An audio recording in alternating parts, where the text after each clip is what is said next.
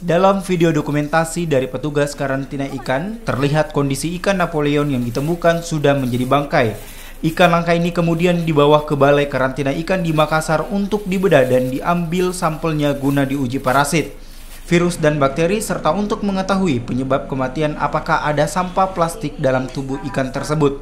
Selanjutnya, Balai Karantina Ikan Makassar akan menunggu hingga 1 minggu hasil uji laboratorium untuk mengetahui penyebab kematian ikan bernilai ratusan juta rupiah ini.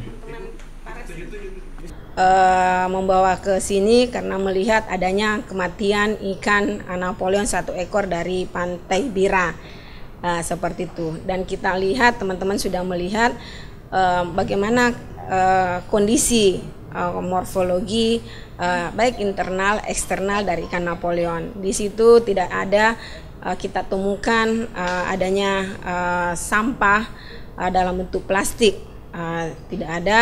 Dan memang saat ini kita akan bekerja sama dengan perguruan tinggi terkait dengan pengujian debris plastik yang saat ini yang kita sudah ketahui ada di Universitas Hasanuddin.